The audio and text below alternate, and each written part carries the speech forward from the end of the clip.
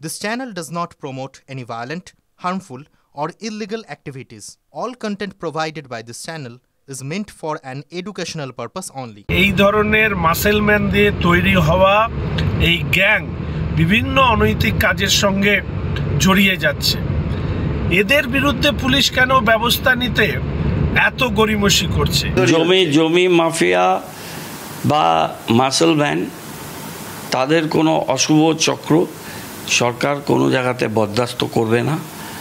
পরিষ্কার কথা, তাদের ভেঙে গুড়িয়ে দেওয়া হবে। খবরগুলো আমাদের কাছে আসছে, প্রশাসন এর বিরুদ্ধে সবসময় আছে।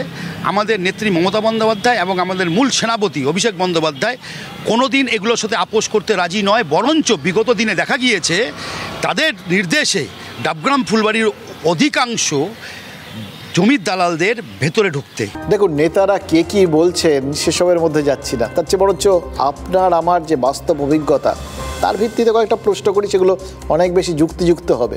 এই যে রাজনীতিকরা, তারা যদি নিজেদের দায়িত্ব ঠিকভাবে পালন করতেন, তারা যদি ধর্মটা ঠিকভাবে পালন করতেন, তাহলে রামকৃষ্ণ মিশনের সম্পত্তিতে এরকম হামলা হতো, যেখানে সাধু সন্তদের মেরে ধরে দখল করে মাঝ রাস্তায় নামিয়ে দিয়ে আবার তাদেরই বিরুদ্ধে থানায় গিয়ে অভিযোগ দায়ের করা যেত।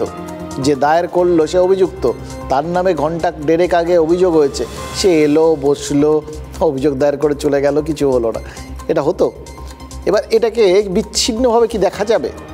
খেয়াল করে দেখুন, ওই একটা ঘটনার কোথাও গিয়ে একটা ক্রম থাকে, সেরকমভাবে সেদিনই তো যেদিন ওই সেবক রোডে রামকৃষ্ণ মিশনের সন্ন্যাসীরা আক্রান্ত হলেন, সেদিন দুপুরে ভোটের প্রচারে তো আবার ঘটনাচক্রে ওই সাধু সন্ন্যাসীদের রাজনীতিতে জড়ানো উচিত কি উচিত নয়, সেই প্রশ্নটা তুলে দিয়েছিলেন মুখ্যমন্ত্রী।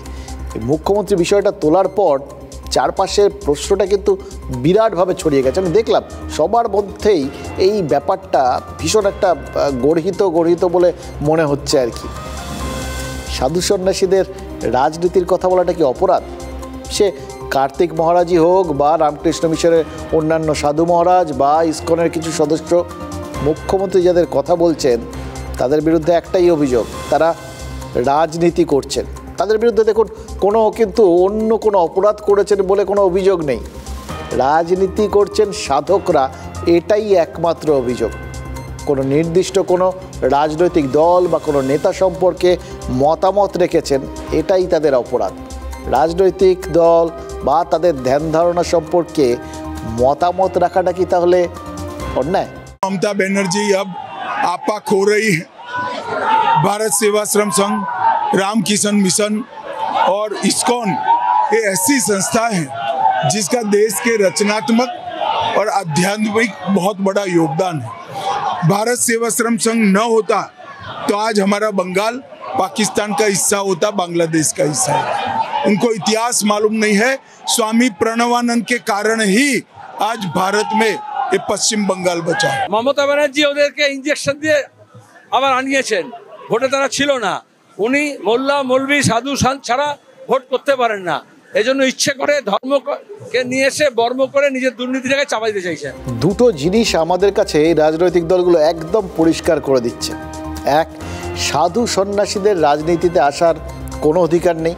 আর দুই, রাজনীতিটা অত্যন্ত খারাপ জায়গা, সেই জায়গাটায় অত্যন্ত ভালোভাবে বর্ম পরে, এটা সেই কোভিডের সময় যেরকম পিপিই কিট পরতে হতো সেরকম বিভিন্ন প্রোটেকশান নিয়ে তবে ঢুকতে হয়। এখানে যাত্রার ঢোকা উচিত না।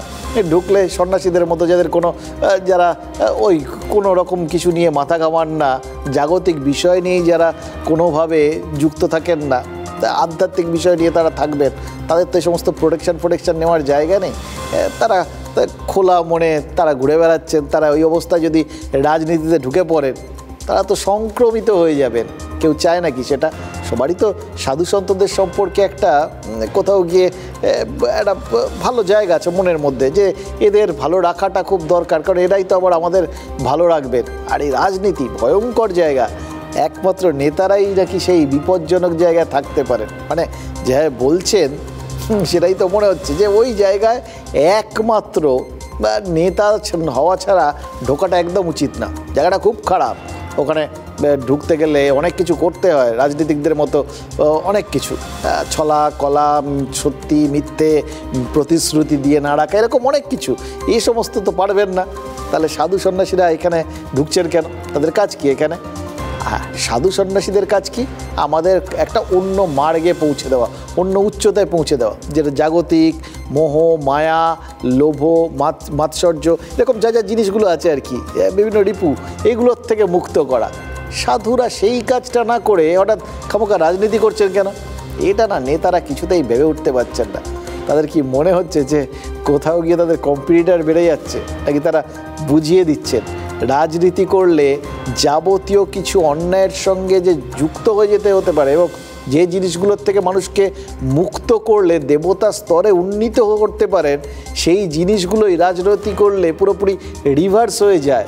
রাজনীতি করলে খারাপ জিনিসগুলো যে ইনজেক্ট হয়ে যায়, এটাই কি রাজনীতিকরা তারা সার্টিফাই করে দিচ্ছেন? তাই রাজনীতি নিয়ে সাধুরা যদি কিছু বলে থাকেন, কিছুতেই মেনে নিতে পারছে না রাজনৈতিক দলগুলো।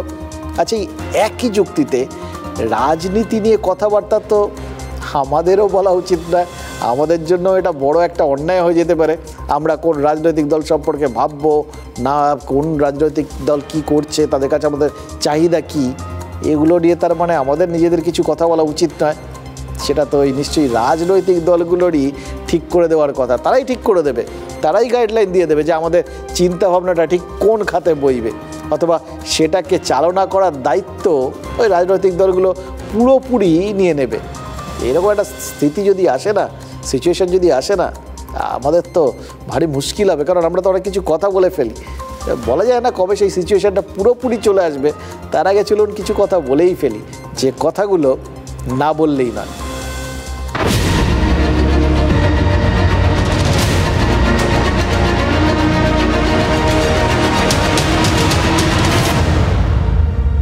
দেখুন, ভোটের রেজাল্ট পক্ষে গেলে প্রধানমন্ত্রী নরেন্দ্র মোদী কালীঘাটে একটা পুজো দিতে পারেন, কারণ গোটা দেশে প্রচারের হাতিয়ার তাকে আজকে কলকাতা হাইকোর্ট জুগিয়ে দিয়েছে। তৃণমূল জমানায় যে কটা ওবিসি সার্টিফিকেট দেওয়া হয়েছিল সব বাতিল করে দিয়েছে ওই বিচারপতি তপব্রত চক্রবর্তী এবং বিচারপতি রাজাশেখর মান্থার বেঞ্চ। তার মানে ভাবুন, প্রায় 5 লাখ অনগ্রসর সার্টিফিকেট বেবাক বাতিল হয়ে গেল, তাও আবার একেবারে এই ভোটের মাঝখানে, একদম মধ্যেখানে। এই সার্টিফিকেট ভিত্তিতেই তো কেউ চাকরি পেয়েছেন, কেউ উচ্চশিক্ষার সুবিধা পেয়েছেন। হ্যাঁ, যে যা সুবিধা পেয়েছেন সেগুলো থাকবে, সেটা বাতিল করেনি হাইকোর্ট, কিন্তু তৃণমূল জমানায় দেওয়া ওই সার্টিফিকেট আর ব্যবহার করা যাবে না, এটাও হাইকোর্ট জানিয়ে দিয়েছে। তার মানে এক্ষেত্রে নিয়োগ দুর্নীতির সঙ্গে একটুখানি ফারাক রয়েছে। এক্ষেত্রে চাকরি যাচ্ছে না, কিন্তু ওই ওবিসি সার্টিফিকেটগুলো, সেগুলো তৈরি করার ক্ষেত্রে যে গাফিলতি হয়েছে, সেই জন্যই তো সেগুলো এরকম ইনভ্যালিড হয়ে যাচ্ছে। ও শংসাপত্র তো প্রচুর হয়েছে, মানে ওবিসি ক্যাটাগরিতে যত শংসাপত্র দিয়েছে, যারা বেসিক্যালি ওবিসি নয় তাদেরকেই ওবিসি দিয়ে বসে আছে। সবাইকে তো দেওয়া যাবে না, ক্রিমি লেয়ার বাদ দিতে হবে। যে ধরুন অনেক পয়সা আছে যাদের, যারা রিচ, ইকোনমিক্যালি রিচ, তারা তো ওবিসিতে থাকতে পারে না। এবং এরকম অনেক ওবিসি আছেন এবং সব কাস্টেই রয়েছেন যারা কিনা আজ অবধি চাকরি পাননি, এবং আইডেন্টিফিকেশন প্রসেস ইললিগাল। তার পরবর্তীকালে কমিশনের পাওয়ারটাকে পুরো খারাপ করে দিয়েছে, মানে কমিশনের পাওয়ারটা নিয়ে সরকার ডাইরেক্ট করে যাচ্ছে, যাকে পাচ্ছে ডাইরেক্ট করে যাচ্ছে। তাই জন্য the entire process is illegal, unconstitutional, has been set aside. দেখুন, এই তৃণমূল জমানাতে দেওয়া সবকটা সার্টিফিকেট বাতিল যে হয়ে গেল, এটা কিন্তু শুধু তৃণমূলকে দোষ দিলে চলবে না। এরকম একটা কেলেঙ্কারিতে বাম জমানাও কিন্তু জড়িয়ে রয়েছে। যে তালিকা অনুযায়ী সার্টিফিকেট দেওয়া হয়েছিল সেটা 2010 সালে বামফ্রন্ট সরকারের আমলেই তৈরি। অনগ্রসর কমিশনের অনুমোদন ছাড়াই তৃণমূল সরকার সেই তালিকা অনুযায়ী সার্টিফিকেট প্রদান করেছে। আর অযোগ্য শিক্ষকদের মতো অযোগ্য ওবিসিরা চাকরি এবং অন্যান্য সুবিধা নিয়ে গেছে। বামের যে শ্রেণীগুলোকে ওবিসি তালিকাভুক্ত করার পরামর্শ দিয়ে রিপোর্ট তৈরি করে দিয়েছিল, তৃণমূল সেগুলোকেই ওবিসি এ বলে সার্টিফিকেট দিয়ে দিয়েছে। আদালত যে সার্টিফিকেট বাতিল করেছে সেটা তো পদ্ধতিগত ত্রুটির জন্যই। বিচারপতি মান্থা এবং বিচারপতি চক্রবর্তীর বেঞ্চ জানিয়ে দিয়েছে যে অনগ্রসর কমিশন তালিকা তৈরি করে সরকারের কাছে পাঠাবে, সরকার সেটা বিধানসভায় পাশ করবে, তারপর তালিকা তৈরি হবে। অর্থাৎ নিয়োগ বাতিলের মতো একেবারে পূর্ণচ্ছেদ নয়, তালিকাটা আবার নতুন করে তৈরির অপশান কিন্তু রাজ্য সরকারকে দিয়েছে হাইকোর্ট। তাহলে কেন মমতা বন্দ্যোপাধ্যায় হঠাৎ হুঙ্কার দিলেন এই রায়কে তিনি মানেন না?